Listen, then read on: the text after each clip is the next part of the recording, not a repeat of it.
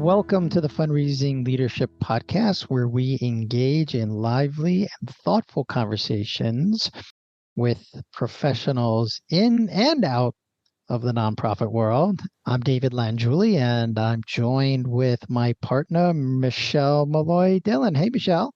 Hey, David. Good to be with you today. Yeah, it's been a while. Good to be with you. And we have a lovely guest, Michelle. Her name is Anita Nowak, hailing from Canada, if I'm not mistaken, Anita. Montreal. And, Montreal, right. And Anita is a PhD and also a certified coach and founder of Purposeful Empathy by Design, a boutique advisory firm that helps leaders and organizations create cultures of empathy. She also advises family offices and foundations to translate their philanthropic goals into social impact. And just a little spoiler, Anita was a fundraiser in the nonprofit world for many years. So we're really happy to have her here on the podcast. She's passionate about mentoring the next generation of change makers and teaches leadership, ethics in management, and social entrepreneurship and innovation at McGill University, where she was named Professor of the Year in 2014 and 2019 by the Management Undergraduate Society. Anita is a multiple TEDx and keynote speaker and author of Purposeful Empathy, Tapping Our Hidden Superpower for Personal, Organizational, and Social Change. She also hosts a podcast and a YouTube series by the same name. We're going to give links in the show notes to all of her resources. And she's dedicated to amplifying the voices of people from around the globe who understand the world needs more empathy and who want to do something about it. Well, that was a mouthful. Welcome, Anita. Thank you so much, David. And hello, Michelle. I'm so delighted to be part of this podcast and conversation. And you mentioned that I spent 7 years as a professional fundraiser. I think once you've been a fundraiser, you're always a fundraiser because I'm invited all the time to help with bake sales and on boards and all sorts of things. So I certainly have empathy for everyone who's on the front lines of philanthropy. Well, through that. So we thought we would talking with you before we got on the podcast, and we wanted to share a little bit about your forthcoming book and, how empathy applies to the realm of leadership. And you shared with us that there are some significant challenges that leaders are facing right now. So we want to hear about them. We're excited because we're like, oh, yeah, we hear about this stuff all the time and how we could apply empathy to these challenges that folks are facing. Yeah, I think there are many issues facing workplaces and leaders and organizations today, but I think the 5 that really catch my attention and where I think empathy plays a role begins with just like at a high level, our mental health, stress, and kind of high rates of burnout, right? So I discovered recently that Americans are the most overworked developed nation in the world, and productivity per employee has increased 434% since 1950. Okay, so just take that in for a second. That is a mind-boggling number. Right? Professionals are just flat out exhausted from the crushing workload and digital overload, especially that they endured during the pandemic. We've heard all about that. And it's taken a grave toll on everyone's mental health, right? So in the last couple of years, the rate of anxiety and depression has now sort of 1/3 of American adults are reporting issues around anxiety and depression, and burnout across all professions are at an all-time high, with women and racialized people being disproportionately affected. So we need empathic workplaces to just address the baseline mental health needs of people who are coming in to do the work. So that's the first one. The second one includes a bunch of buzzwords. So we've got the Great Resignation, quiet quitting, and most recently, bare minimum Mondays. I don't know if you've heard about this. So we know that during the during the pandemic, there were tons of epiphanies about family time, what it meant to do remote work or commuting, passion projects, mortality, one's life purpose, right? All of that played into this idea of like, how am I spending my time? How am I spending my energy? And a lot of people decided I'm not going to do this anymore, right? So we had this quiet quitting, that was the great resignation moment. But in the meantime, there has also been a couple of trends. So quiet quitting is basically the younger generation saying, I'm committed to doing my job, but I'm also going to set boundaries to protect my personal and family time. And the newest trend, which was actually started by a TikToker, is called Bare Minimum Mondays, where it's like, I want to practice self-care and beat the Sunday scaries, as they're known, by easing into the week. All right. And with all of that as context, we know that the war for talent is real. Deloitte actually had a study that 6 out of 10 CEOs believe that attracting talent would be among their company's biggest challenges. So I think, employees are being selective about the kind of organizations they want to work for. And I think empathic leadership, empathic organizations is, again, crucial. Third one. Am I going too fast? Did you want to ask a follow-up or should I go for it? Yeah. Okay. We could spend lots of time on, let's just get them out there and we'll see which ones we're going to toss around. Alive for you. Okay. Third, no surprise, psychological safety. Mm-hmm. Right. So psychological safety is this belief that no one should feel humiliated or be punished for speaking up with ideas or concerns or questions or even mistakes. And when you have a psychologically safe workplace, you can actually show up as your authentic self, right? And you feel a sense of belonging. So that's important. But then added to that, you've got social media echo chambers and political polarization that is deepening the divides, right? This othering has seeped into workplaces, creating hostile us versus them environments across a bunch of different divides. And this is really burdening businesses with additional costs related to mediating internal conflicts. There's a bunch of leadership turnover, employee attrition, expensive recruitment activities. So organizations really must, it's incumbent upon them for their bottom line to actually build bridges across difference. And that, again, requires empathy. The fourth one is diversity, equity, and inclusion, all the DEI. It's become a top priority for workers, and leaders can't pay lip service to advancing racial equity. So businesses and other organizations are being called upon to leverage all of their assets, all of their power and influence to contribute to systemic change.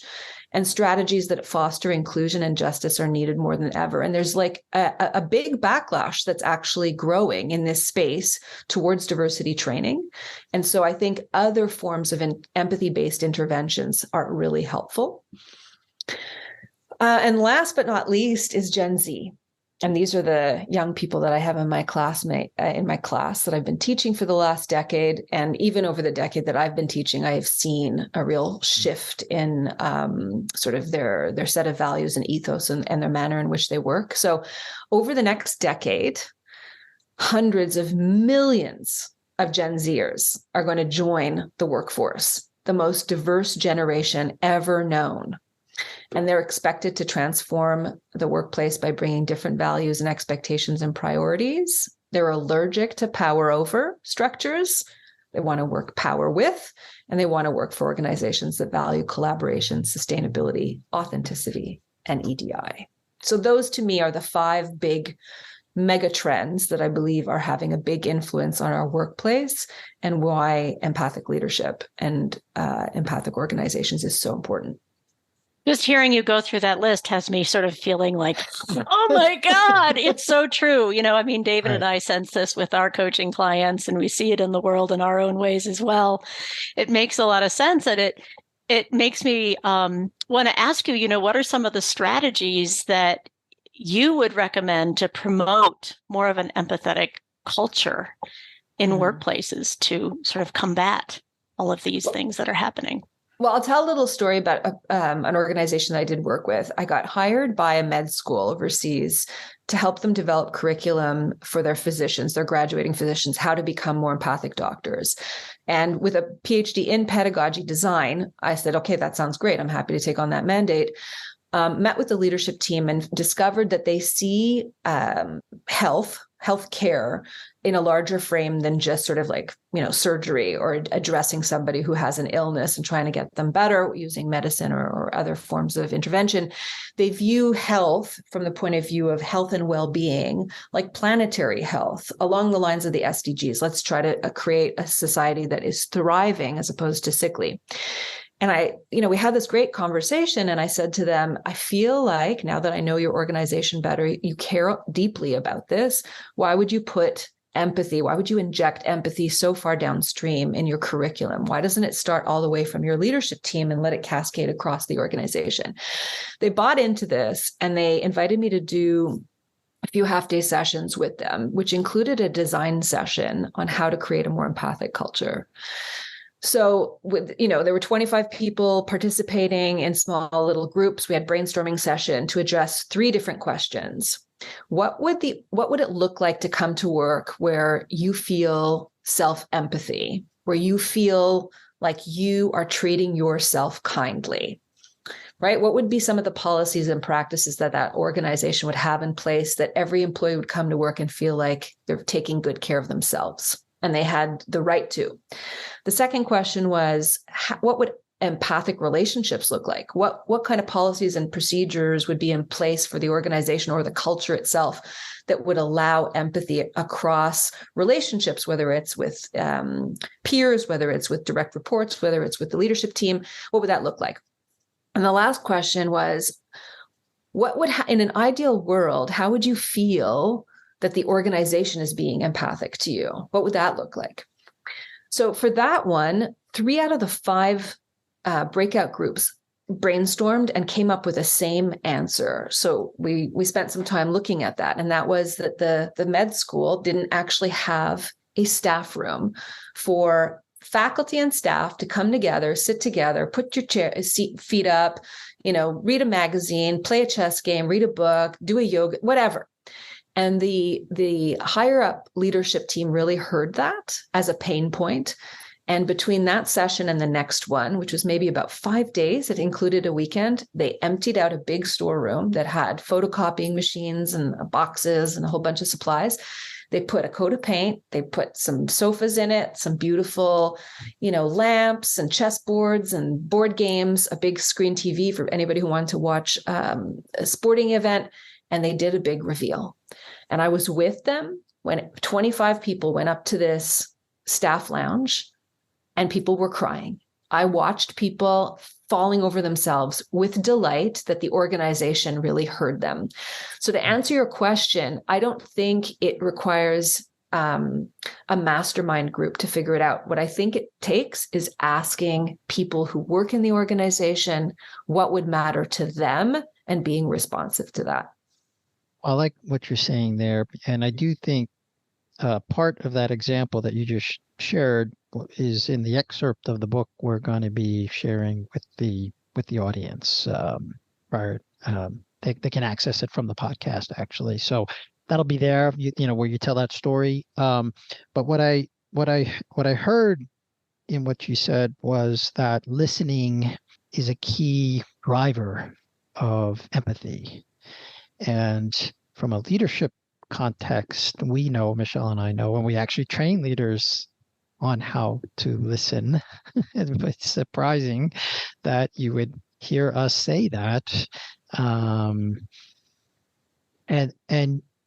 so I'd love to hear, because I know also in that excerpt, you talk about listening as an important component, almost a precursor to empathy. We've heard the saying empathic listening. I don't even think, I mean, Michelle and I know what that means, but let's just put it out there for the audience. What does that mean?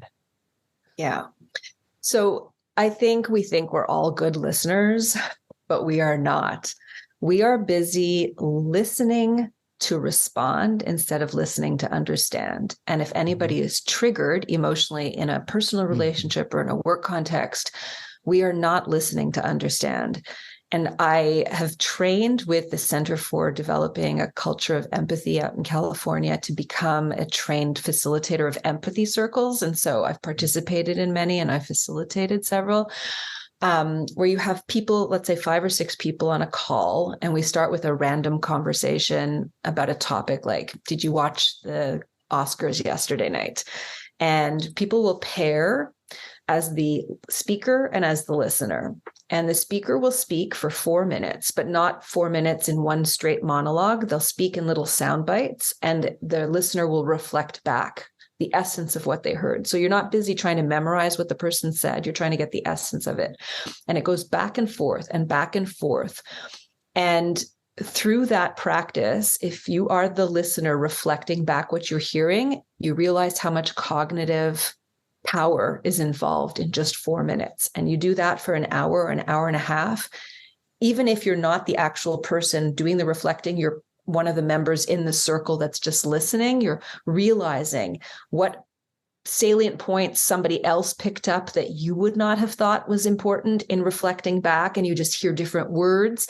And it's just a powerful tool to learn how to be an empathic listener.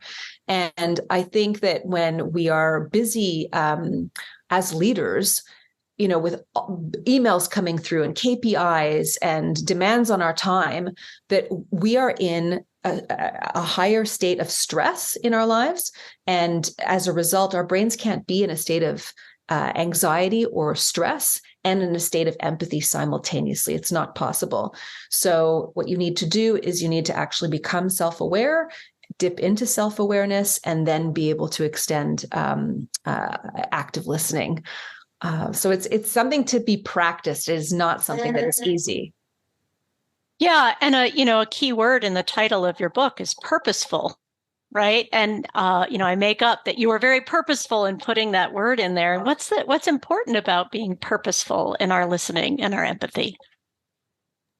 Well, the backstory is that I didn't come to empathy because I thought it was amazing from the get-go. I came at it very, very honestly as a result of doing interviews for my PhD. So I was interested in understanding why social entrepreneurs do the work that they do, right? And entrepreneurs, we all know what entrepreneurs are, right? Social entrepreneurs are people who use the same skills and talents as entrepreneurs, but actually use them towards solving social and environmental problems, right? So they're the founders of nonprofit organizations and social enterprises.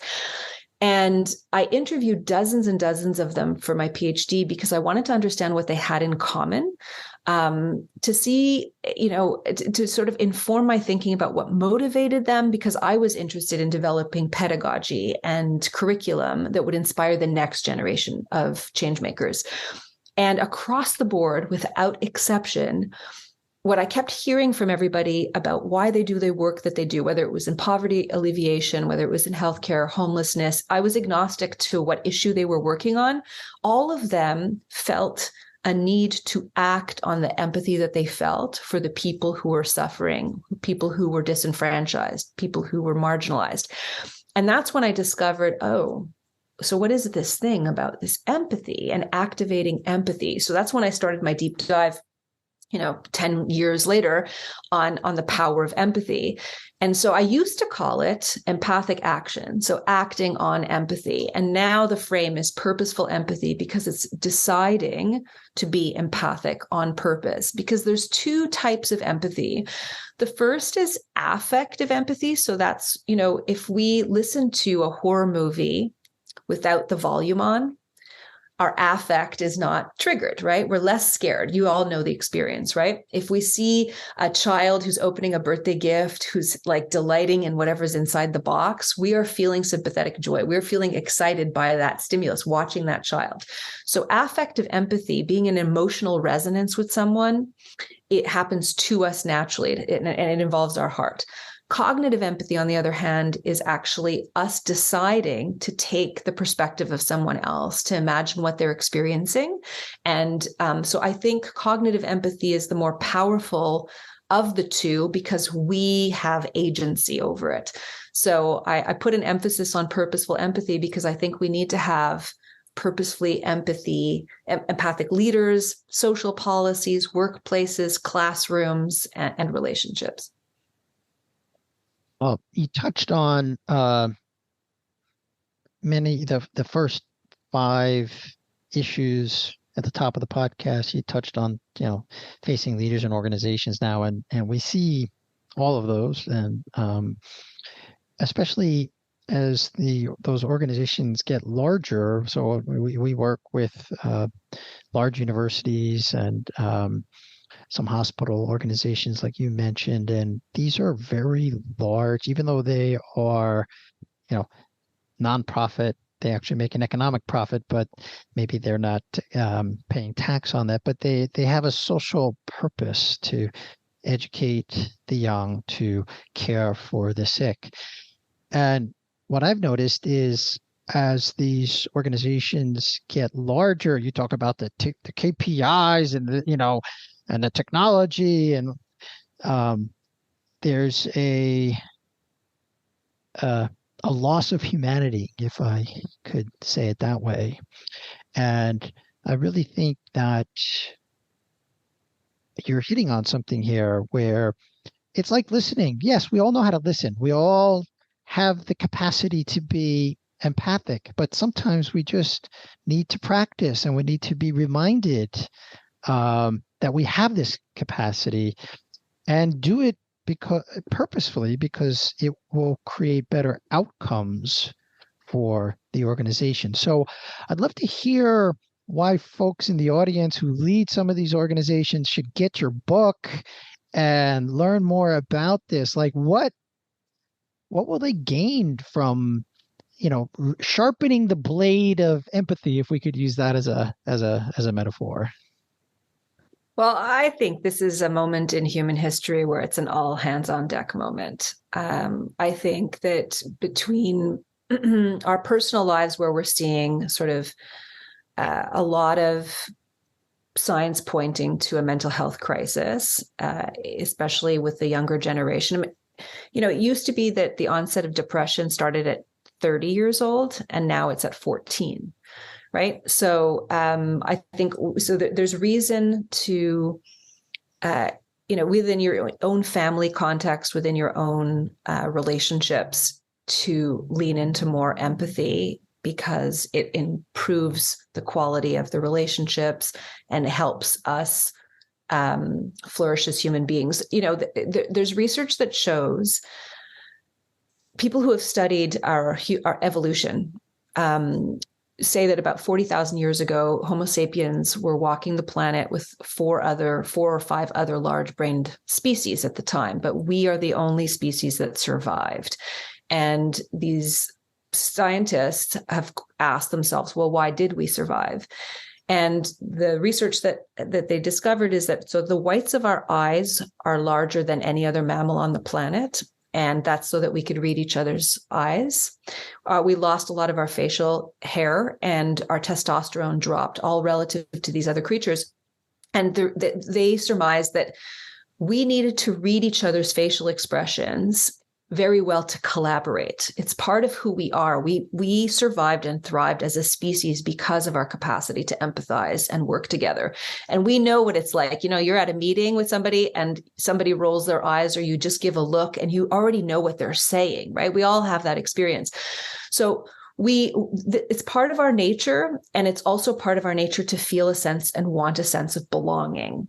And we are living in a culture, and through the pandemic is one thing, but even before the pandemic, we have the highest rates of single family single persons living alone. So we're living in alienated across generations. We don't know our neighbors, and there's something to be said about just relationships improving by devoting more attention to empathy. Then at the organizational level, there's everything that I've just mentioned, and I didn't mention technology at all, but, technology is taking greater and greater space. We've got AI that's coming around with highly developed empathic capacities. We're eventually going to get to a place where the expectation is that medical doctors will be able to give test results using AI chatbots, right? I mean, that interface is coming. So so there's all of the things I mentioned earlier, and then there's the whole idea of, how technology may change things too. I think that we need more empathic workplaces because that's where we spend the vast majority of our time. And then, of course, we need a more empathic world. I think about climate change. I think about wealth inequality. I think about, right now, it used to be, I used to quote that the International Labor Organization estimates that there are 27 million modern day slaves, 27 million. And that is 3 times the number of men, women who were exploited over the 400-year African slave trade. But now they estimate, post-COVID, they estimate 50 million modern day slaves. So there's that, and there's 1 billion people who have no access to safe drinking water, 1 billion people who practice open defecation. There's just an enormous amount of social ills that require our attention. So I think, at all concentric circles out, we need more empathy in the world. And in our lives, we benefit. The last thing I'll say about that is there are neuroscientists that have studied our brains when we're in an empathic embrace with someone. And it's the same pleasure and reward centers that light up as when we're eating a delicious piece of chocolate cake after we've meditated, while we're on psychedelics. So it actually feels good to us, and we benefit in our bodies when we are in emotional resonance with others. So there's just a bunch of reasons. And I know personally, I can share this anecdote. I remember about 10 years ago when I was learning about the neuroscience of empathy, and there's this idea of what's called brain plasticity or neural plasticity, that we can actually change the neural connections in our brain by thinking more empathic thoughts or becoming more empathic by practicing empathy, behaving differently. So I started doing a bunch of experiments around that time, including like random acts of kindness. I was doing pay it forward at a coffee shop. And one day I was in the long lineup at a FedEx counter. It was during the holiday season in December. I must have waited over 30 minutes, and this is before we had mobile phones to distract us. And I got up to the counter and I was just like, oh, okay, and the woman who greeted me was rude. I mean, like unnervingly rude, unnecessarily rude, nasty rude. And I had this like immediately physical reflex to say, whoa, hold on a second, like back off.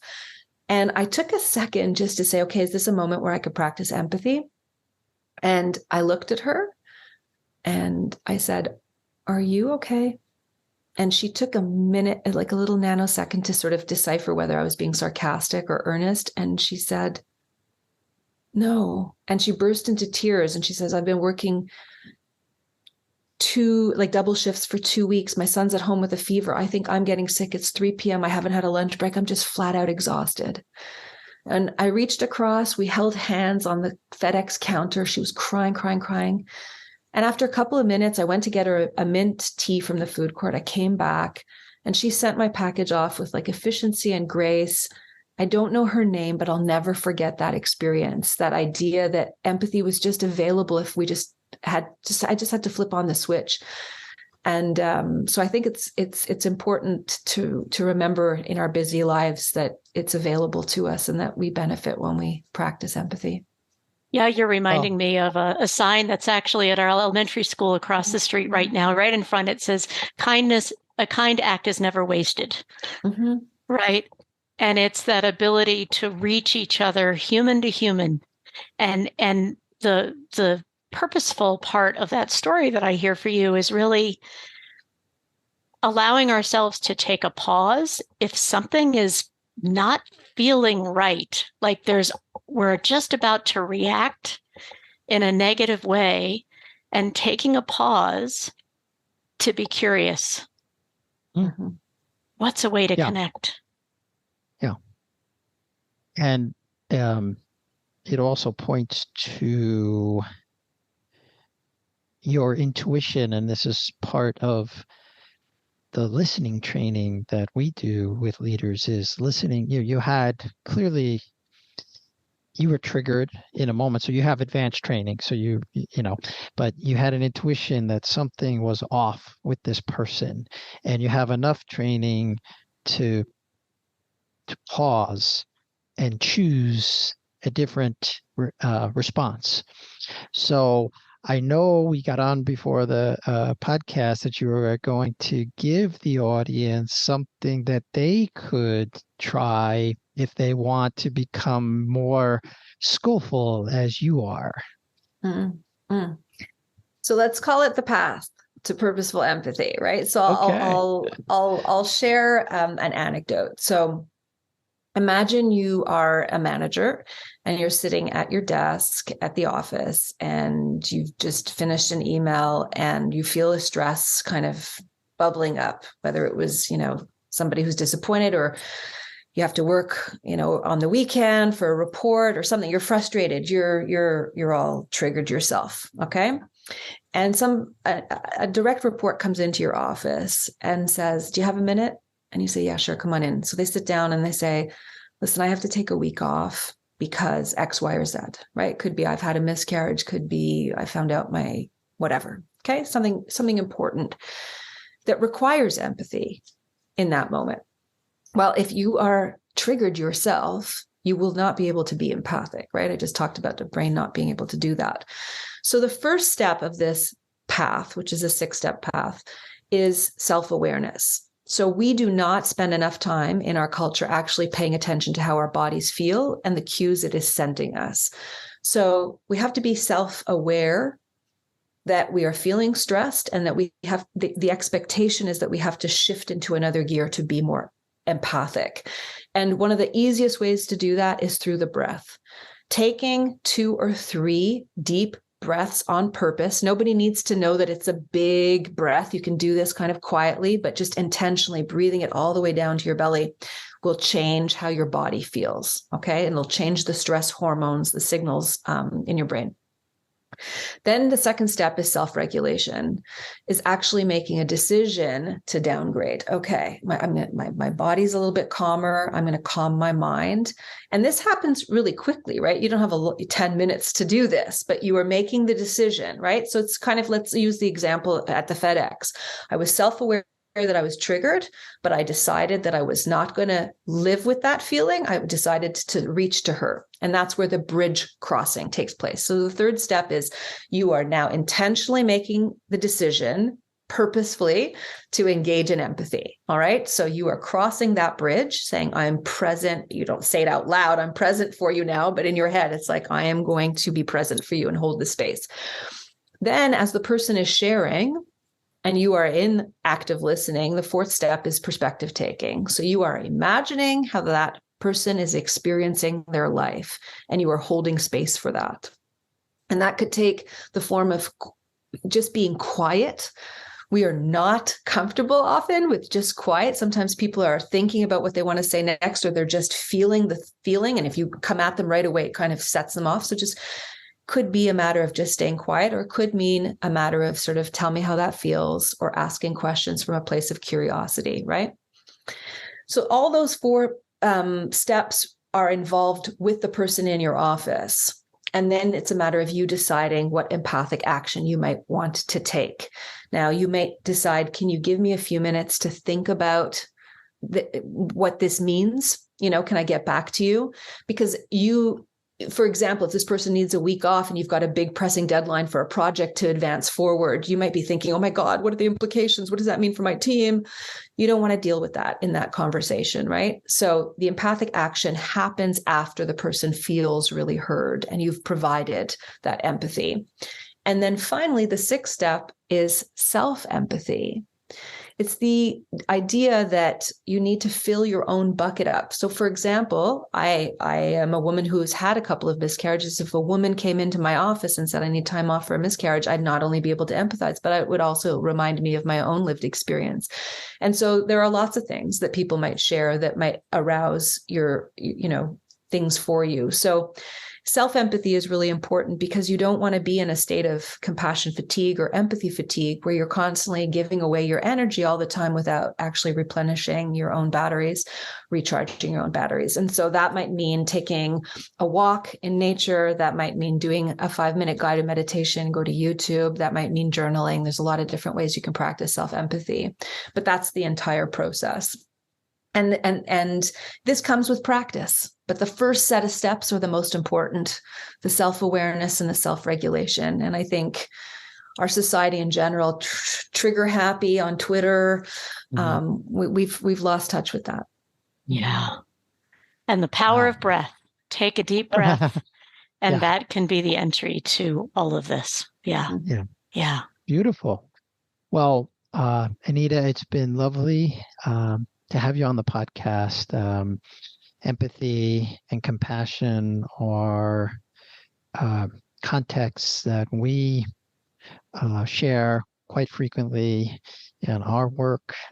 So it touches our heart that you were willing to come on the podcast and share what the good work you're up to in the world. And the book Purposeful Empathy is going to be available, I know, in early April. We are actually going to link to it from your the excerpt that you shared with us and the podcast, so that folks can pre-order and get on board. And of course, there'll be a link to your website there where if they want to bring you into the organization, they can reach out to you and help create more empathic organizations. Thank you so much. It's been such a pleasure, David and Michelle. Thank you. Michelle, anything else to add?